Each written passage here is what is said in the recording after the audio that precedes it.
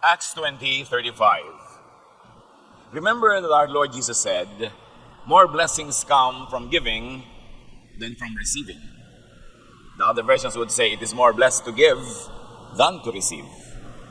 More blessings in giving. And this means in giving things, help, in giving time, in giving love.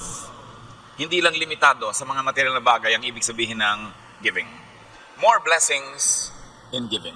Dear Lord, we ask for a simple message, one that will touch our hearts and move us to doing the right things in our daily lives. Kayo po ang mangaral, turuan niyo po kami, at sa sandaling ito pakalinisin upang maging tama at mainam na sisidlan ng iyong karunungan ang aming isip.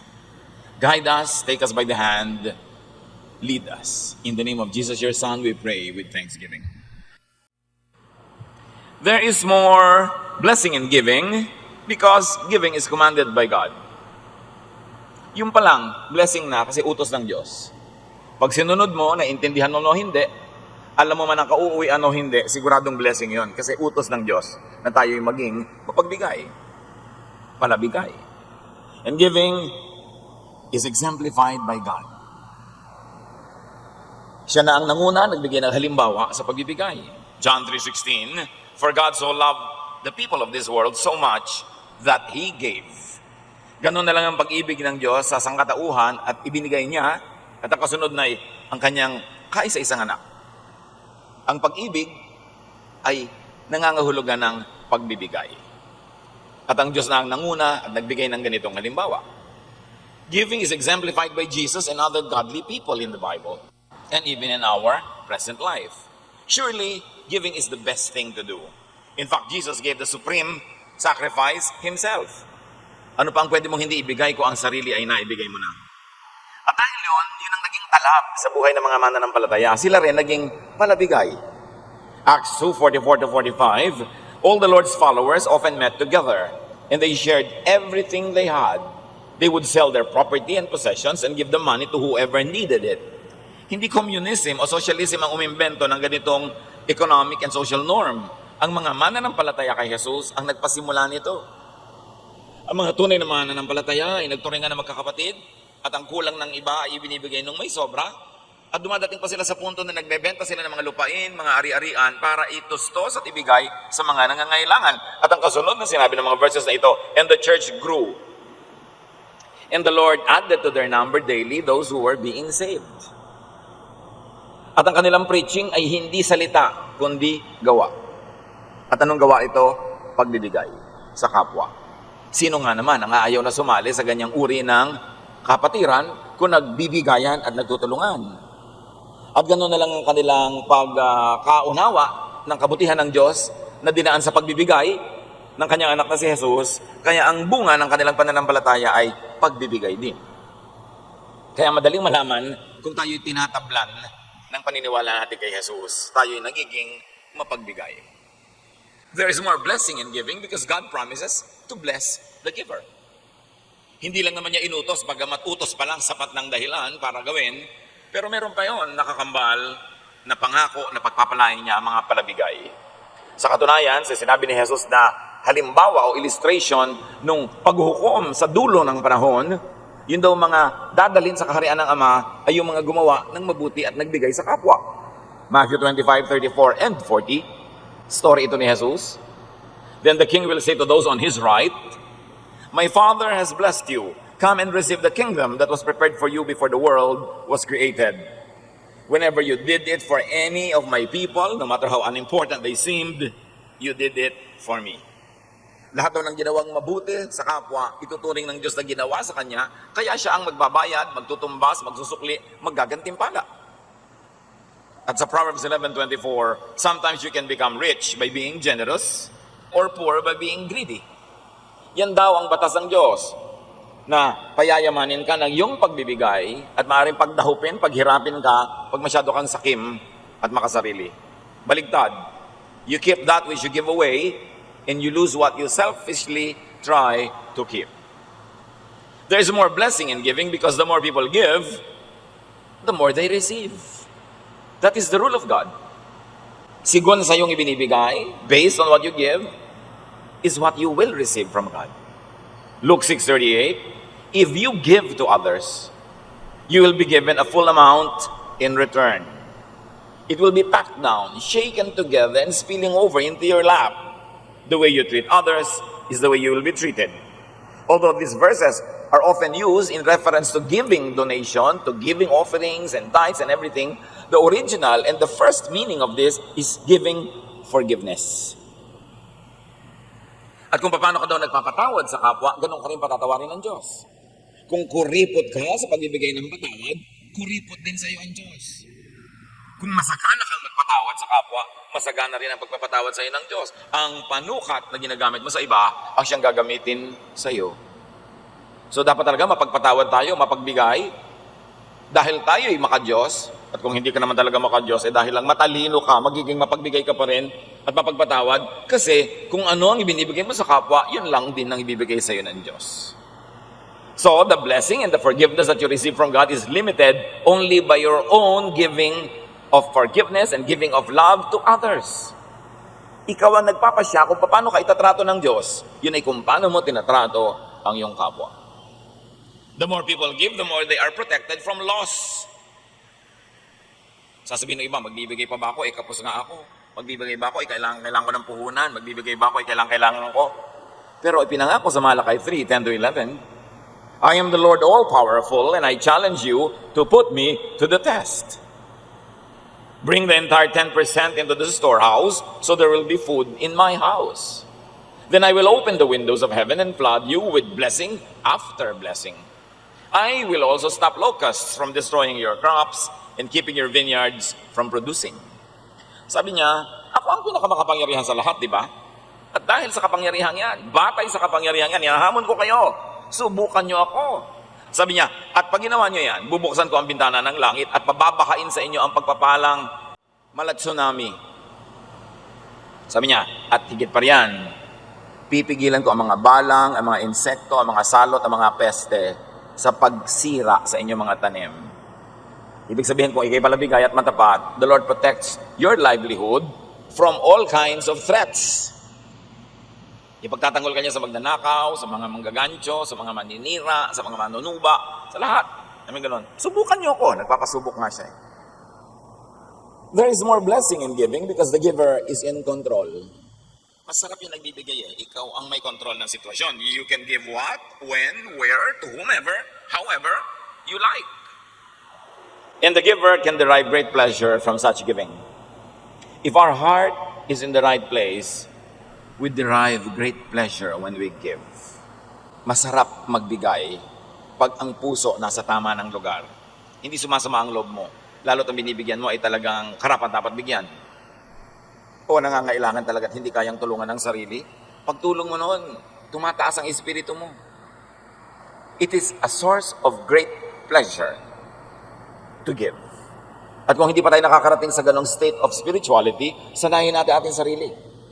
Kasi baka napakalaking ligaya ang nawawala sa atin, hindi natin nalalasap kasi hindi tayo nagbibigay ng buong puso at buo sa loob. Proverbs 19:6, everyone tries to be friends of those who can help them. So this is one of the perks of being helpful. Everybody's friendly with you. Sabi mo, kasi may pinapakinabang lang naman. Kasi naman hindi friendly kasi walang pinapakinabang, mabuti na ang friendly. Kahit dahil lang may pinapakinabang sa'yo. Marami kang kasama, marami kang kaibigan. Natural kasi palatulong ka eh. Pero kung ikay palahingi, baligtarin mo, palautang, iniiwasan ka na ng mga tao.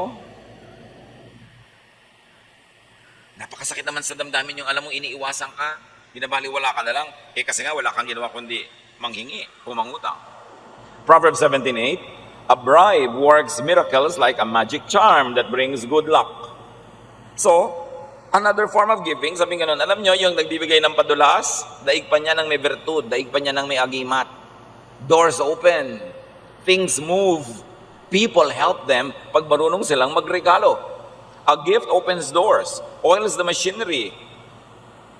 A gift helps in improving ease in doing business. And it is Proverbs 17:8 that said that. Alam niyo kung ano yung masamang bribe? Yung ginagamit sa court. Yung naglalagay ka sa mga justice, sa mga hukom, para yung masama palayain at yung mabuti ikulong. Yan ang masamang bribe. Lagi may nagtatanong, paano po yan? Pagka pinapamerienda po yung clerk, ang bilis-bilis kong lumakad ng papel ko. Hindi pa meriendahin mo. Ano naman ang masama doon? Pinamerienda mo pala, lumakad yung papel mo. Ang masama, yung nagbibigay ka sa hukom na yung guilty kong kamag-anak, huwag mong pagiltihin ha. O kaya yung hindi guilty na itinakdal ko, yun ang pagiltihin mo. Heto ang bribe. Yun ang napakasamang bribe kasi mayroong napapahamak. Pero pakain ka lang naman ng clerk sa City Hall, binigyan mo ng turon. Ano na ba naman yun? Kahit nga hindi siya clerk doon masama na bang magpakain ng kapwa-tao? Sabi ng Proverbs 17:8, a bribe is a charm to its giver. As long as it is not to thwart justice, not to pollute correctness in the rendition of justice. Laging may konteksto ang mga verses. There is more blessing in giving because deeper happiness, deeper satisfaction is not in keeping but in giving. Parang pagka ikaw ay empacho na, yung ang dami-dami mong kinain, may indigestion ka na, the pleasure really is in making it go out of your system. It is in giving it up. There is great pleasure in letting go, especially of your biological processes. Ganon din yung mga bagay, may pleasure yung pagbibigay. Proverbs 11:26, people curse the one who hoards grain, but they pray God's blessing on the one who is willing to sell. Of course, the context is may tag-gutom, people, traders, are hoarding grain para taasan ang presyo, ayaw nila magbenta. Kasi ganun yung mga panahon, sinusumpa ng mga tao yung ayaw magbenta at idinadala na nilang pagpalain pa ng Diyos yung nagbebenta lalo sa mababang halaga. In other words, yung nagbibigay at nagdaramot magkaiba na magiging trato mula sa mga tao, and the more giver the person is, the more siya ipapanalangin ng kapwa. Proverbs 11:25, a generous person will prosper. Whoever refreshes others will be refreshed. Napapansin nyo ba kahit sa mga kamag-anak, yung kamag-anak, kaibigan, kapitbahay na palabigay, siya ito hindi maubos-ubusan na binibigay. Yun namang maramot, laging wais, laging nang lalamang, siya naman yung laging kapos. O kaya ang dami-dami niyang naipon sa kanyang pagiging makunat, tapos isang dilubyo lang, ubus agad, wala lahat, baliwala ang kanyang buong karamutang inipon. That is why giving is better than receiving. There's a very big problem with give me. Bigyan mo ako. Malaki ang problema niyan because people do not usually give. People do not usually give as you want them to. Pagka ikay pala hingi, pala asa, malamang mabibigo ka lang lagi.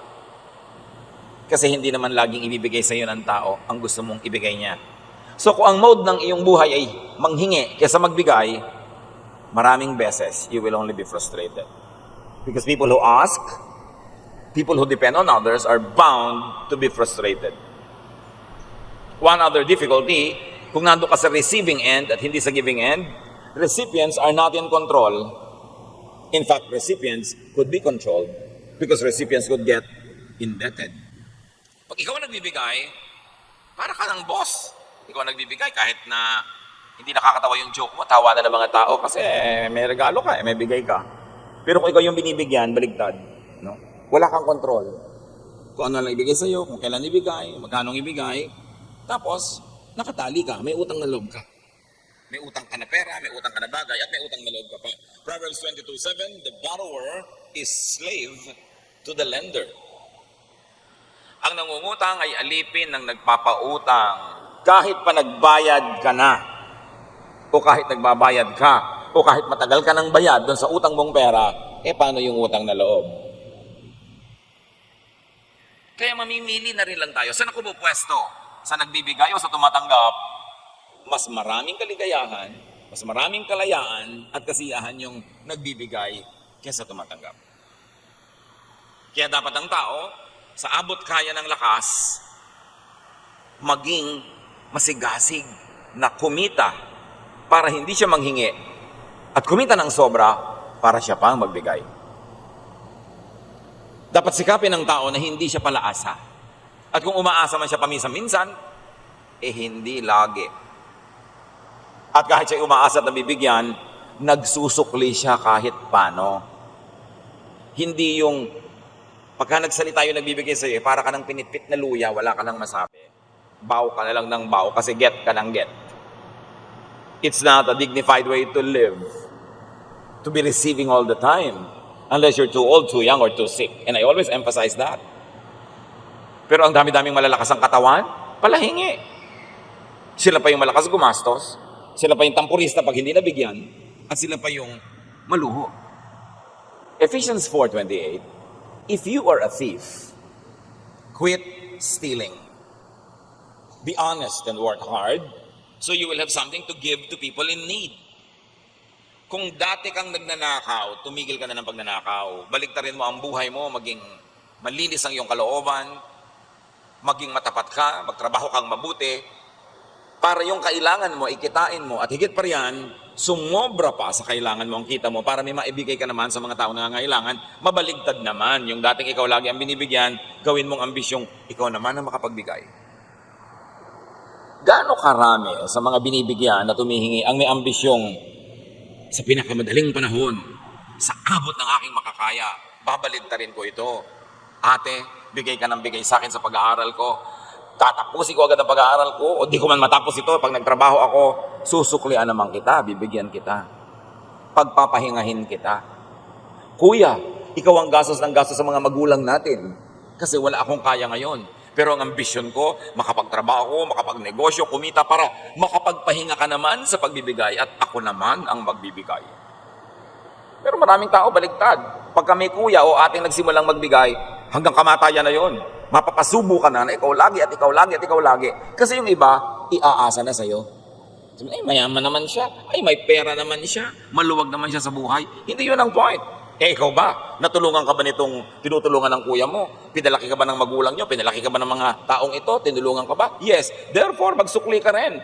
Kahit na may nagbibigay na sa kanila na mas mapera sa'yo, ikaw may obligasyon pa rin magbigay. Dapat ang obligasyon ng tao, lalo't nakatanggap, ibalik na rin yun at siya naman ang makapagbigay. Hindi yung lagi na lang na iaasa mo. Exempted ka na dahil lang mahirap ka. Receiving what you do not earn or you do not deserve is stealing. Halimbawa, tanggap ka ng suporta mula sa iyong tiyo, tiya, ate, kuya, kung sino man. Deserve mo ba? Bakit ka naman sinusuportahan? Dahil ang aga mo nag-asawa, nagkaroon ng mga anak, tungkulin na nilang suportahan ka. Bakit? Tinulak ka ba nila mag-asawa? Tinulak ka bang magkaroon ng anak ng maaga? Nagkaanak ka na maaga, di maghanap buhay ka para buhayin mo yung anak mo. Hindi iaasa mo sa iba. Yung umaasa ka sa iba na hindi mo naman deserve, hindi mo na-earn, hindi mo itinanim, tapos umaani ka, stealing yon. Because you don't deserve it. It is not rightfully yours. Receiving what is wrongfully acquired, and receiving when the giver unwillingly or unjustly suffers, when giving to you, that is stealing. Yung kuya mo na sana'y nakakapanligaw man lang, nasa edad na, pwede na makipag-date, hindi man lang makapag-date dahil hingi ka ng hingi, stealing yun. Ninanakaw mo yung kaligayahan niya eh. Ninanakaw mo yung budget niya. Kasi ikaw wala namang ginagawa sa buhay, hingi ka ng hingi. Dapat ang mga tumatanggap, ang ambisyon, pagpahingahin yung nagbibigay. Hindi yung nagpaplano agad, ano kaya hihingin ko next month? Ano kaya susunod kong hihingin? Bakit? Ano ang tanim mo? At kung minsan nagtanim ka lang naman na isang buto, 3 kaing na yung naani mo, di ba parang sobra na yon sa tinanim mo, yung inaani mo? Nagawan mo lang ng kaprosong mabuti nung unang panahon, habang panahon ka na ngayong umaasa at humihingi, hindi na katumbas ng ginawa mo sa kanya, yung ginagawa niya sa'yo.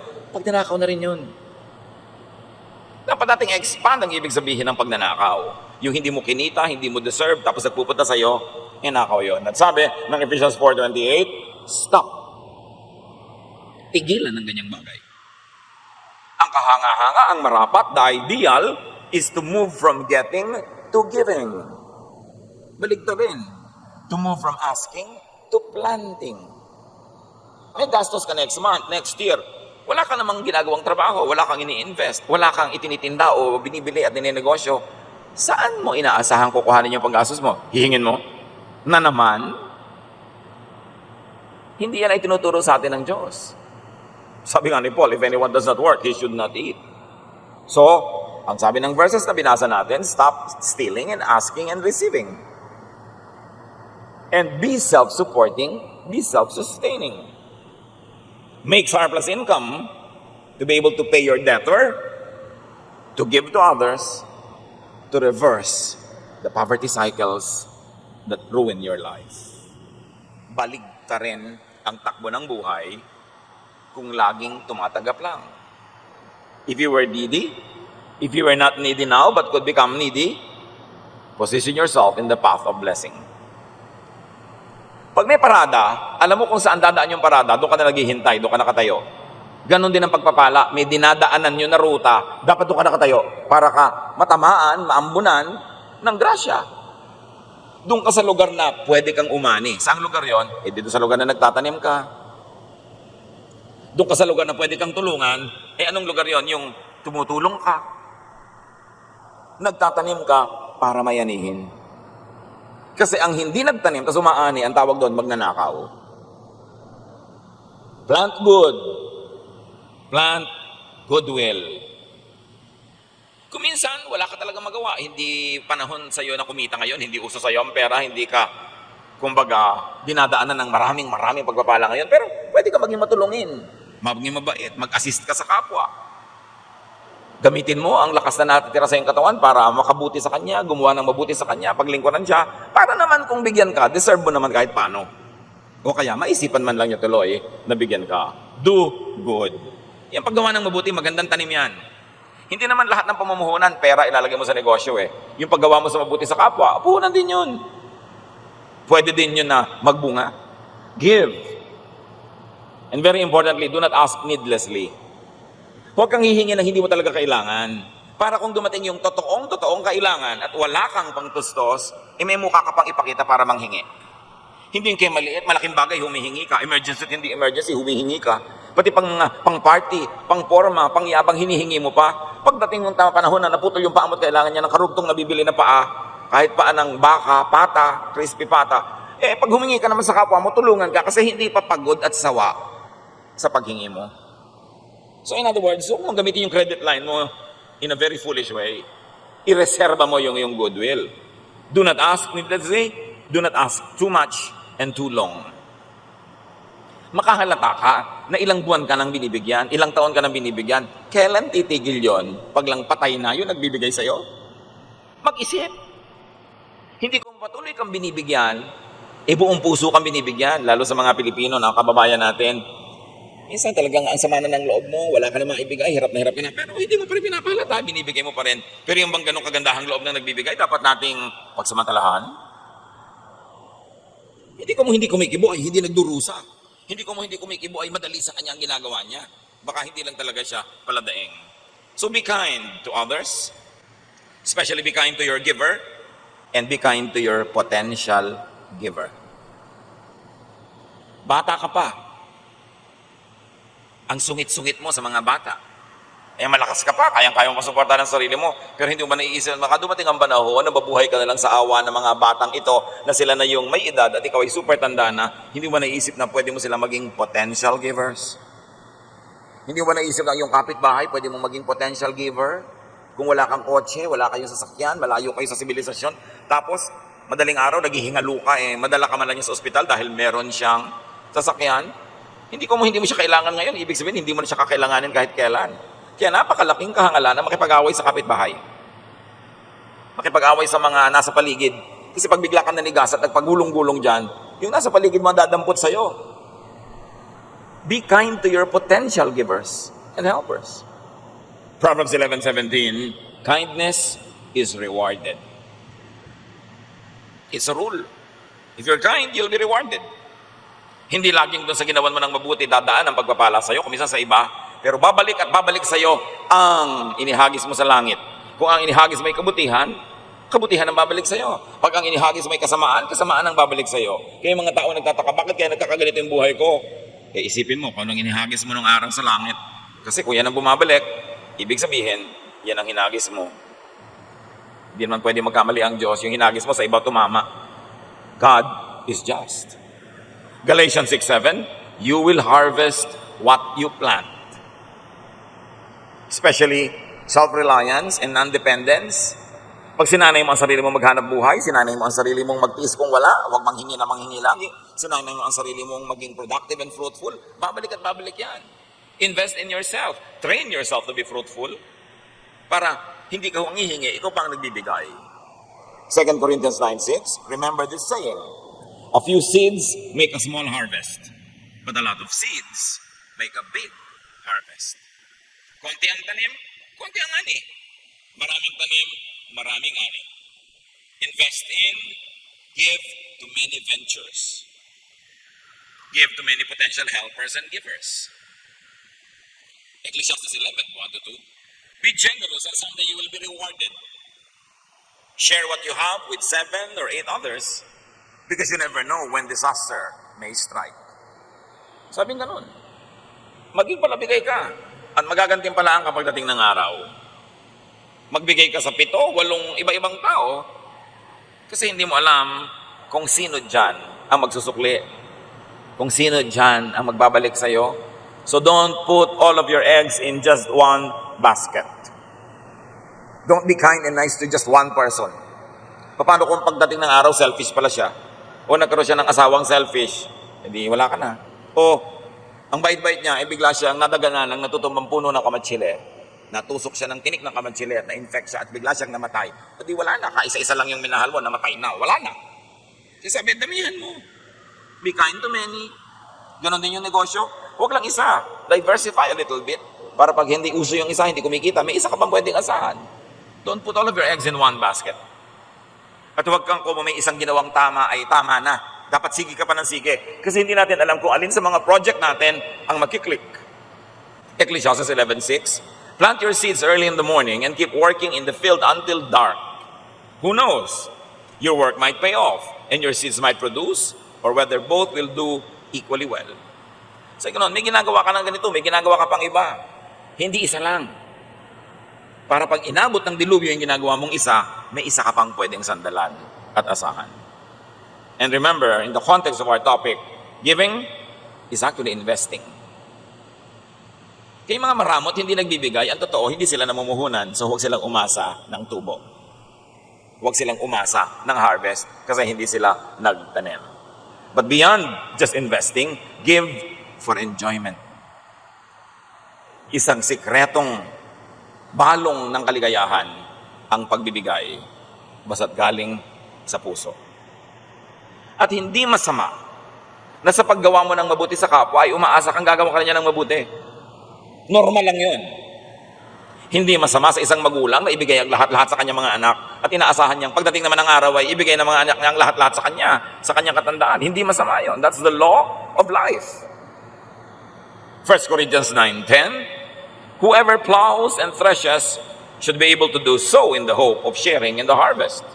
Sino man daw ang nagbubungkal ng lupa, nag-aani, dapat ginagawa niya yun dahil umaasa siya na mayroon siyang parte sa ani. Hindi siya bungkal ng bungkal, tanim ng tanim, hirap ng hirap, wala naman pala siyang mapapala. So hindi masamang mag-isip na may mapapala ako sa ginagawa kong mabuti. Normal lang yun, that's the law of nature. Plant to harvest, and it's not wrong to expect to harvest if you planted. Ikaw na tinaniman ng mabuti, ginawa ng mabuti, ang masama ay kung di ka magsukli, di ka magbalik, di ka magbigay. 2 Timothy 2:6, and farmers who work hard are the first to eat what grows in that field. Yung naghihirap sa'yo, yun ang dapat unang makinabang kung ikaw ay mabunga na.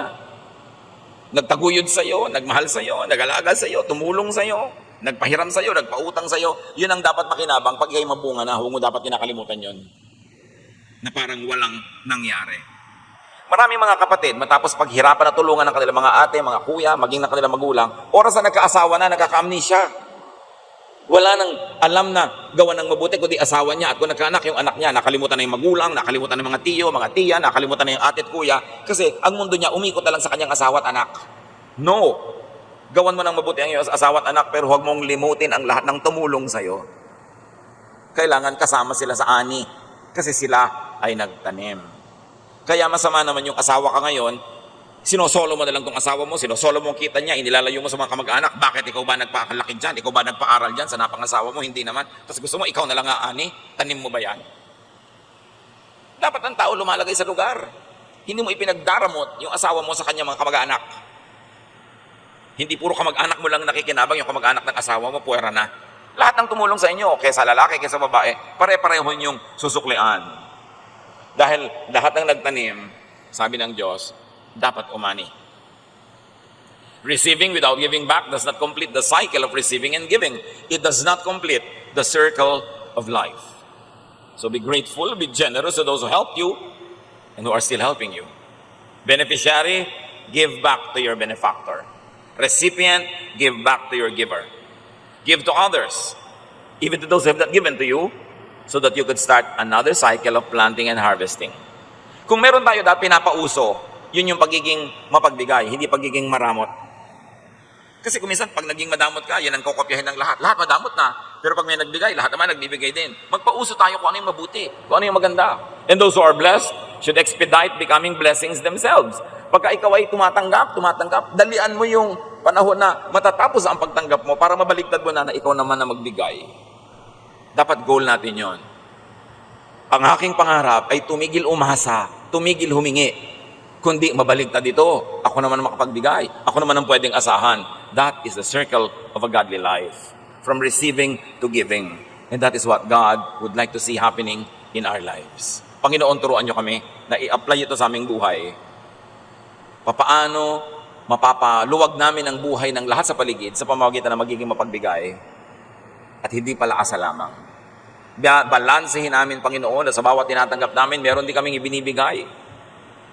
At dan sa gayon, maluwalhati kayo. And the laws that you have crafted, that you have created, that govern life, will be implemented.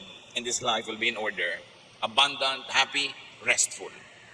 Pag-isipan natin mga kapatid ang mga bagay na ito at higit sa Diyos ang kakayahan na ito'y mailapat sa ating pang-araw-araw na buhay. Lord, as your people ponder this wisdom, let your voice be heard.